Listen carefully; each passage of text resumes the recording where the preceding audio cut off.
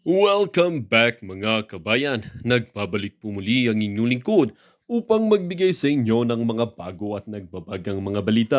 Tila ba naging mainit na usapin ang isyong ito sa mundo ng social media? Sa gitna ng tumitinding tensyon sa politika, nagulat ang bansa sa magkakasunod na pahayag ng dalawang matataas na miyembro ng pamilya ni Kuting laban sa kulukus sa kasalukuyang administrasyon ni Pangulong Kuting Jr.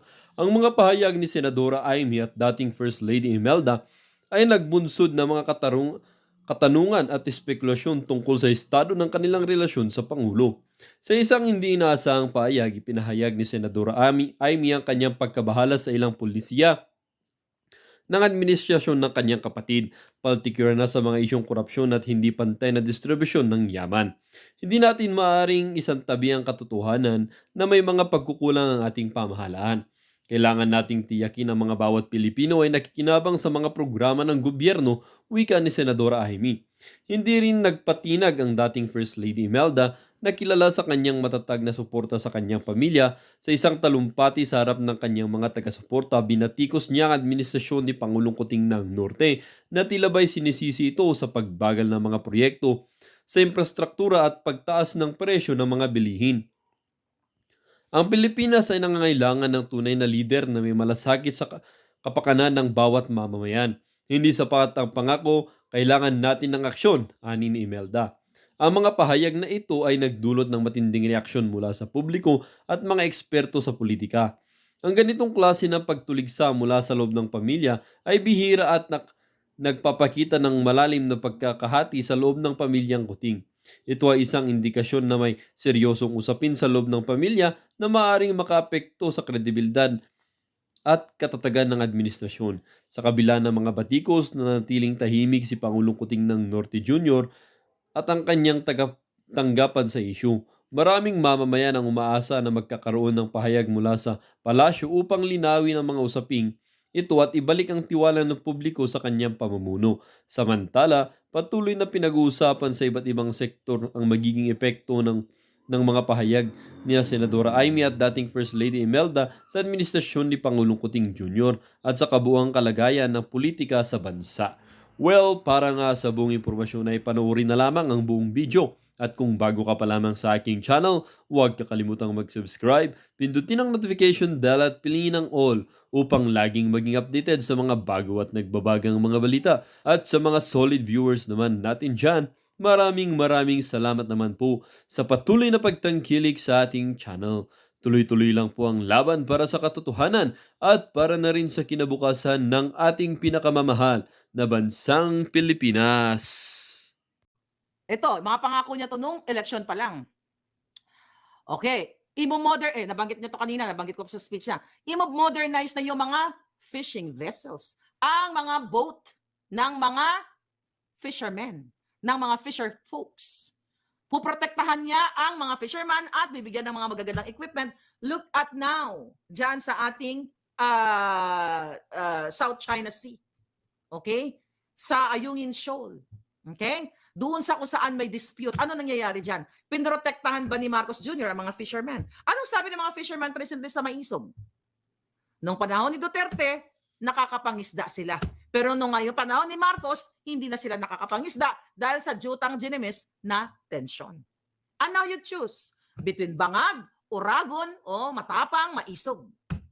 Comment kayo dyan yung mga mamaya basahin ko. Then, ang pinaka-famous na ipinangako sa inyo, ang bugas. Asa naman ang bugas karon? Na tag 20. Wala nang 20. Ang 1/4 20, di ba? O, 20 pesos na bigas. Yan paulit-ulit. Yan ang pinambudol niya sa atin. Pinambudol niya during campaign season. Next. Another pabudol niya sa atin. Nangako siya na poprotektahan niya ang human rights. Okay? Ang karapatan ng ating mga Pilipino. So ano nangyari ngayon mga palangging? Ano ang karapatan? Number 1, binabiolate ang human rights ng members ng KOJC. Tanungin kita uli. Kasi itong problema sa ating mga Pilipino, ito yung sakit nyo na gusto kong gamutin. Hindi porket hindi natin sila karelihiyon, pababayaan natin sila na apihin ni Marcos Jr. ni Lisa na padala ng 2 batalyon at harasin ang mga kabataan na nag-aaral lamang doon at nananahimik nagpe-pray mga kababaihan. Nakita nyo, pero look at you, media. Tahimik kayo, mga jutang ginimis kayo. Kayo, mga ibang religious group, kayo, mga iba anumang grupo. Kayo, you. Ang dami pong religious group sa Pilipinas na hindi natin alam na karapatan yan. Okay? Bawat isa sa atin may karapatang magkaroon ng choice sa ating pananampalataya. Whether you are Katoliko, KOJC, INC, Muslim, or what. Lahat tayo may karapatan. Hindi natin pwedeng pabayaan, gumaya tayo sa mainstream media na mga yawa na hindi inuulat ang pang-aapi sa mga bata at nilulusob ang property ni Pastor Kibuloy. Okay, fine. Okay? Galit kayo kay Pastor Kibuloy kasi sa mga fabricated na ginawa ni Ontiveros. Okay? That's my opinion in terms of watching dun sa kanilang, sa kanilang Senado. Okay. But if your opinion is magkaiba, na ang tingin nyo kay Pastor Kibuloy is ganito, ganyan, masamang tao, fine. Kasi kanya-kanya tayo.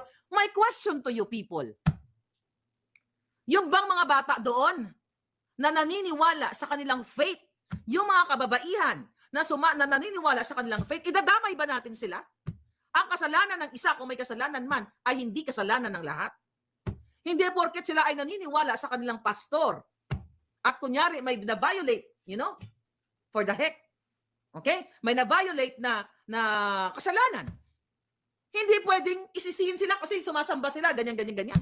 Diba? Nung nangangampanya pa lang si Marcos Jr., ano ang sabi ninyo? Ang kasalanan ng ama ay hindi kasalanan ng anak. Meaning, ang kasalanan na nagawa ni Marcos Sr. nung siya ay naging diktador nung 20 years, na pinatunayan ni Marcos Jr. na mas mahigit siyang diktador. Diba? Ano sabi natin? Huwag isisisi kay Marcos kasi, hindi naman siya kasali doon. Pero nakinabang siya, kung ano man yon. So it's the same thing dito sa pinag-usapan natin, human rights violation nitong bangag na ito. So you have to gamitin yung utak nyo. Sayang naman yung mga moral values ninyo, yung mga paniniwala ninyo, yung faith nyo sa Panginoon. If you have that faith. Tama ba yon? Sige, pagpalagay na natin. I-convict na natin si pastor. Dahil yun ang gusto nyo eh. Convict na natin siya. For the heck of the blood. Tama ba ang ginawa ng gobyerno na ang hinahanap nila ay si Pastor Kibuloy pero wawasakin nila yung gate na wala silang search warrant? Kung ganyan ang thinking nyo bilang Pilipino, good luck! Kasama kayo sa pagbulusok at never ever kayo magkakaroon ng maayos na Pilipinas. Third world, fourth world, baka 13th world country kung merong ganyang term. Buisit? Now, mamili kayo, mga kababayan. Mamili kayo na kailangan bilang na ang araw ng bangag na gobyernong ito. Dahil pa ulit-ulit kong sinasabi sa inyo, mga kababayan, walang leadership ever since the world began dahil nga siya ay polboronic. Siya ay problema ng kanyang ama noon pa. Sabi ko nga sa inyo, ayon sa aking source, mamamatay na lang, ilang oras na lang o minuto na lang ang iniintay ni Marcos Sr. na para mabawian ng, magmaalam na, hinahanap pa nila si Bangag kasi nasa Bangagan. Oh. Di ba? So yan yon mga palangga, ang katotohanan. Mismo sa article o sa diary ni Marcos Sr., diary June 12, 1972, sabi niya, Bongbong is our principal worry. He is too carefree and lazy. Here, ayan sinasabi ni Sandra Gambok. Thank you. Ayan ang sinabi ng tatay niya. Nakikita niyo ba? Ayan. Napin nyo lang niya, pakalat-kalat yan din sa internet.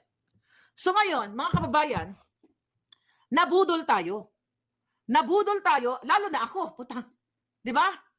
Ngayon, nakikita ninyo na wala talagang pakialam itong gobyerno ninyo. Ngayon, i-connect natin dito sa nangyayari ngayon dyan sa South China Sea na girian na walang gustong magtanggol sa ating Marine Mr. Facundo na naputulan ng hinlalaki. Ano yung approach ng isang presidente kapag may ganyang pangyayari? Wala. May speech ba siya? Wala. Sa halip, yung kanyang executive si Bersamin ang sinasabi, misunderstanding. At patawa-tawa pa habang nagpe-press con na ito may nakita ng mga parang palakol, ganyan-ganyan, dadadada, machete or something-something. At ito ay hindi lamang pagkakaunawaan, dadadada. Okay, question again. Mga former, Dilawan, Pulawan, Pinklawan, and now Bangag and mga maiisog. Ganyan ba ang gusto niyong presidente na kulang sa approach or paghahanda dito sa mga ganitong krisis na inaasahan na suportahan ang ating mga Navy or mga personnel na kung saan sila yung mga frontliners? Anong ginawa? Inaward-awardan ng ni Au Browner. Oh, may mga medal award ka, chuchu-chuchu, dahil ikaw ay na-jotulan ng hinlalaki. Kahit awardan nyo yan ng 1 milyong award, hindi na maibabalik yung kanyang hinlalaki. Yan ang sinasabi ko sa inyo mga palangga. Why? Kasi nga, palpak itong gobyerno ninyo. Ano pa yung mga, gusto ko kasi ano sa inyo imumulat ko inyong mga alindog. Okay? Na si Bangag bilang isang presidente ay poor in everything. When I say poor in everything, poor in negotiations, communication. Nakita nyo, ngingiwi-ngiwi, bubulol-bulol.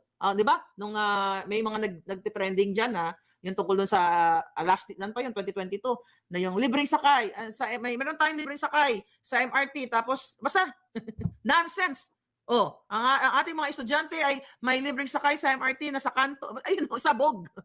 When I say poor in everything, poor in communications, poor in hygiene, kasi lagi basa yung kiling Iloy, yung kilikili ni Dodong, di ba nakita nyo? Anyway, ayawa, gyatay. Di ba? At bakit ito'y apektado ang bayan? Kasi kapag hindi ka nakikipag-communicate sa inyong mga gabinete, palpak talaga. Bakit napatunayan na natin to? Na yung mga appointees niya, walang direct na, hindi lahat, walang direct na communication sa kanya. Kasi si Lisa Tanas ang nakikipag-communicate, mga kababayan. Kaya siya poor in everything. Poor in communication towards to the Filipino people. To you, Bangag and Maisog. Why? Hindi niya kayo kinakausap. Hindi niya pinapakinggan ang inyong hinaing. Ulitin na naman natin, katulad ng panggigipit nila sa mga hakbang ng Maisog. You know, na hinaharangan ng mga truck. Di ba? So sa ngayon, kapag ganito ang presidente mo ay very poor in addressing issues, bubulusok talaga kayo. At madalas, kapag ganito, by the way, remember, speaking of this, kagabi, di ba, sinabi ko sa inyo, yung spokesperson ng Navy na si Jay Tariela. Ang sinabi ng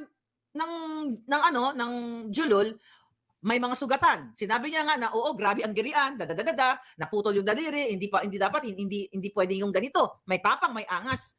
Pagdating kay Bersamin, walang girian. Misunderstanding lang. See that?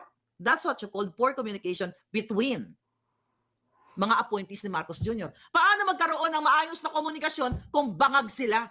Bangag, Bartek, Lotang. Your choice. Mamili kayo, sabi ko nga, Bangag or Maisog.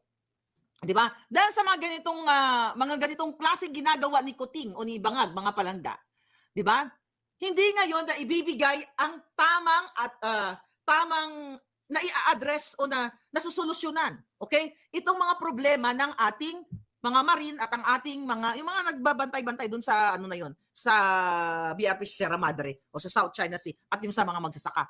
Hindi nagkakaroon ng resultang maganda kasi iba-iba yung mga sinasabi ng mga jutang Genemes. Iba sinasabi ng executive secretary, iba sinasabi ng spokesperson, iba sinasabi ng DND. Di mga bangag. Iba rin sinasabi ni Kuting. That's why they have to go now. Yun yung sinasabi ko sa inyo, palangga. At ano pa? Ang kapalpakan itong Kuting na ito. Sabi ko nga, ang tapang-tapang. 'Di ba? Ang tapang-tapang nila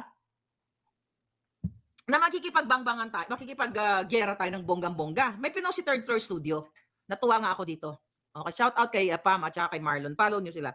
Subscribe niyo ang mga palangga. Okay. May pinost sila. Ito, basahin ko. Sabi ni Third Floor, okay.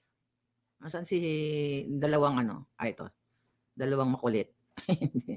Dalawang kitad. Okay. Ngayon, sabi niya, are we ready? Sabi ni Third Floor Studio. PBBM, Sandro, Bini, Simon, the Marcos sons, are you ready and brave to lead the Bang Bang Bang? Okay? You are promoting and proud. Bawal kabangag-bangag sa front line. Bawal uutal-utal sa pagbibitiw ng commands. Exactly. Andito na. Thank you for this information, Third First Studio. Ito, kinumpara ang ating armas o yung ating kakayahan. Okay?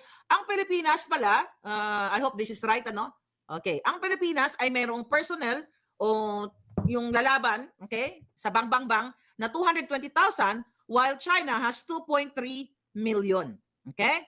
At yung tanks daw nila, ang China ay 9,150, samantala ang Pilipinas ay 45.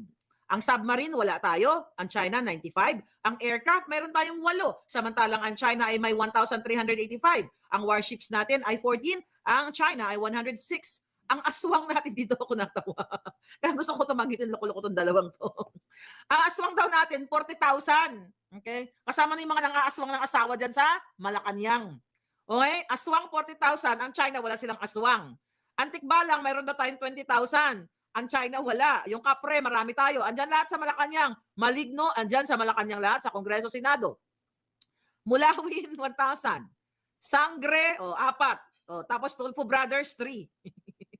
Keyboard Warriors, 1 million daw. Mayroon daw tayo. Tama. Ang Malacanang to. Pero ang China, 0. Anong ibig sabihin ito ng kanilang post? Okay? Doon sa kanilang post, mga kababayan, ni Marlon, ang Third First Studio, na kino-call out nila ang pamilya ng mga bangag, yung 3 niyang anak na mga ngiwi din at, mga ngiwi. Okay? Proud ba kayo? Handa na ba kayo? Di ba, mga kalalakihan sila, dapat proud sila, silang unang humarap sa atin sa laban. But anyway, hindi nga nila gagawin yan. Okay? Kaya nga sabi ko sa inyo, mga kababayan, huwag ninyong pahihintulutan na may mangyaring masama sa ating bayan. Dito sa bilang na sinasabi dito nila, na meron tayong 220,000 personnel and the China ay meron 2 million, ang ibig sabihin, mga kababayan, hindi natin kayang lumaban sa kanila.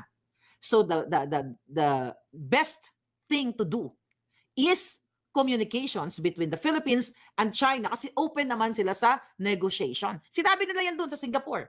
'Di ba? Yung general na nagtanong, sinabi doon na they are open at sa mga reports na open sila sa negotiation. Sa diplomatic negotiation. Pero bakit ayaw ni Marcos Jr.? You know kung ano. Kasi vested interest.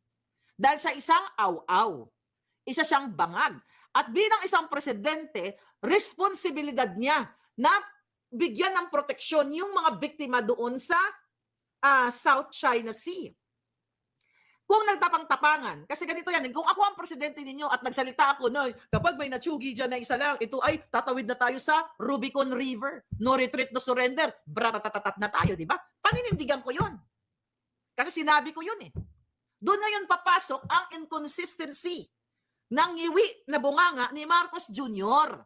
Kaya sabi kong mga kababayan, mamili kayo. Supporter ng bangag, o uragon, o maisog, o matapang. Your choice. Palpak po ang gobyerno ni Bangag. Walang transparency again. Balikan ko uli na sinisingil natin siya. Nasaan na ang listahan ng iyong expenses ng in and out mo sa bansa? January 2023, kung kayo ay updated sa mga balita, ang tinanong sa kanya yan. Oo, ilalabas namin. Andyan lang yan. Anong petsa na? Nasaan na ang transparency and accountability na sinasabi pa ulit-ulit ng bilang isang politiko, senador ka man, government, appointee ka, whatever, ano ka man, basta sa gobyerno ka, yung transparency, bakit hindi nila binibigay sa atin? Yung kanilang expenses. See? Kaya sabi ko sa inyo, yung mga nagagalit sa pagmumukha ko, okay, na dilawan at pinklawan, I am fighting for you. Na dating galit na galit kay Marcos. Imagine nyo, may katuwang na kayo ngayon sa galit ninyo. Di ba? Hindi ako nagbulag-bulagan, tapos ayaw nyong gumalaw. Eh di, good luck sa inyo. Good luck sa inyong excursion sa South China Sea. Harap-harapan na kayong ginagoyo ng gobyernong ito, mga palangga. Tuwang-tuwa kayo, ulitin ko. Ang sabi ni Kuting, noon na siya ay, ang tawag dito, na siya ay tumatakbo, dapat ay tayong mga mamamayan ay ito, friend to all, enemy to none. And now, what? Kailangan pag may natsugi o may nasaktan sa atin, bababangbang na tayo. Inconsistent. Diba? Yung kanyang mga polisiyang pangbangag, inconsistent. Nung campaign, diba, katulad 20 peso bigas, dapat hindi tayo makikipag-away dahil bumahin na ang China, ang Amerika, mawala tayo sa mapa, now nagtapang-tapangan. Yan ay manifestation o isa sa mga characteristics ng pagiging poor leadership or bangag na presidente. So kung kayo ay para kayo sa Pilipino, balikan niyo lahat ng sinasabi ko. Kasi mga dokumentado to, nandiyan yan sa dyaryo lahat, sa, pinagsusulat nila lahat yan. Ang sinasabi mga polisiyan ni Kuting, magkakaiba ang pinagngangawa niya. Palibhasa, ganyan po ang epekto kapag ikaw ay pulboronic addictus benedictus. Kapag ikaw gumagamit ng pulburon, which ako never ever, hindi ako nagyuyosi, di ba? Iba-iba ang iyong minumutawi sa iyong bells kasi iba-iba yung amats mo. Iba-iba yung tama mo. Minsan, may patinuan ka ng konti, hindi ka natughungan, Minsan talagang loaded ka. That's why nagkakaroon ng inconsistent policies. Ang isang bangag na presidente. Your choice, mga kababayan. Ang kapalpakan, remember, masahol pa kay Noynoy. Remember the SAP 44, i-remind ko lang sa inyo. Isa yon sa mga halimbawa ng inconsistent and poor communication at maybe hindi maayos na koordinasyon. 'Di ba? Dahil ang sabi noon, kung natatandaan niyo, iba yung sinabi ni ganito, iba sinabi ni Noynoy, 'di ba? Kaya nagbuwis ng buhay yung ating mga staff during the time. So it's the same thing dito sa naputulan ng daliri. Kasi ang sabi ni Kuting noon, hindi dapat tayo nakikipag-away. Pero hindi natin alam kung anong kwento doon, sino ang nag-provoke, Chinese ba talaga o Pilipino? Kasi nung ini-interview ito si Facundo na naputulan ng daliri, hindi siya nagsalita. Ang sabi, hindi siya sasagot kasi yung mataas na lang ang magsasalita sasagot sa mga tanong ng media in behalf of him. Kaya sabi ko, paano sasagot yung mataas? Wala naman siya sa pinangyarihan ng girian. 'Di ba? Ganon sa korte. Ikaw ba? Ikaw nasasakdal.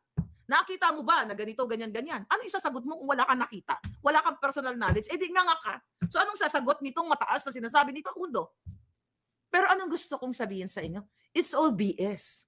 Ibig sabihin, ang kawawang Facundo ay kontrolado ng gobyerno. Na huwag sabihin kung ano ang totoong naganap, kung ano ang reason bakit nautod ang iyatudlo, ang iyahin na laki. Open your brain. Buksan nyo. Nyeta. Hindi pa kayo gising?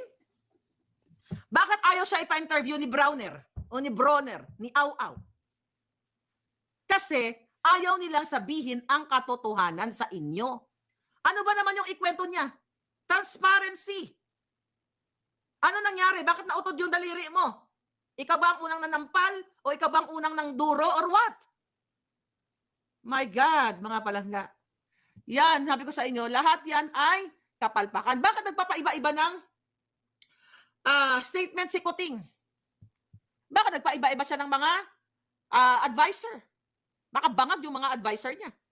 Kasi bago ka magdesisyon as president, kaya ka nga may gabinete, kaya ka nga may mga advisors, or kuha ka ng mga eksperto pagdating sa diplomasya. Ano ba ang magandang approach? Di kumuha ka ng bihasa sa international relation.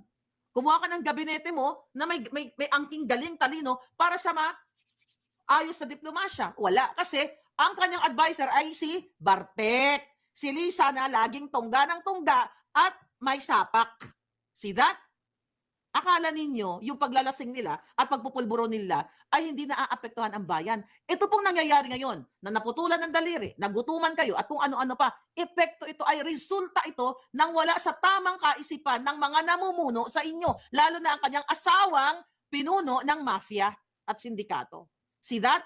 Kasi supposedly, ang mga bagay-bagay, lalo na ang international relationship, okay, diplomacy, diplomasya, merong eksperto na nagsasabi kung ano yung tamang gawin, kung ano yung landas. Hindi pwedeng magdesisyon si Bangag in the first place. Kasi wala nga siya sa katamang kaisipan. Nagkakamali nga eh. Kung kailangan, nagbabasa na nga lang ng script, ngiwi pa, hindi pa niya makuha yung thoughts. So how much more in decision making in terms of foreign policy? o diplomasya. Yan ang naintindihan natin. Very basic. Mapapahamak kayo, I'm telling you. Mapapahamak kayo at ang inyong mga kaapu-apuhan. Why? Okay. Papasok na tayo ngayon dito sa kanilang political agenda interest. Anong pinagkakabala nila? Sige nga, anong pinagkakabala ni Tambaluslos? Di ba mamigay ng ayuda? Para silang nangangampanya. Imbis na unahin nila ang problema sa mahal na bigas, mahal na bilihin, problema sa China na makipag-arigluhan na lang, makipagdiplomasyaan na lang, inuuna nila ang pangangampanya, ang konsyerto sa Malacanang. May konserto naman yata. Kahapon may concert sa QC. Like every other day or every week, thrice a week, 2 times a week, meron silang pakonsyerto. Bakit ginagawa nila yan, mga kababayan? Kasi ang interest nila ay personal sa kanilang politika. Hindi para sa inyo na kayo ang makikinabang. Yung welfare ninyo, kinabukasan ninyo, yan ang isalagay ninyo sa inyong jutak. Walang tamang suporta sa bayan. Kaya nga nag-umakbak ang maisog kasi hindi dinidinig yung ating mga hinaing. Problema sa bigas, tubig, kuryente, lahat ng bilihin, mataas, mababang sweldo. Well, dito nga nagtatapos ang bidyong ito. Kayo naman po ang aking tatanungin, mga kabayan. Ano naman po ang inyong mga reaksyon sa balitang ito? Ang ating comment section ay bukas para sa inyong mga samot-saming reaksyon at komento. Lagi niyo pong tatandaan na bilang isang mamamayan ng bansang Pilipinas at bilang isang botante at bilang isang matapat na mamamayan na nagbabayad ng buwis dito sa bansang ito ay kailangan din natin magsalita at mag-react.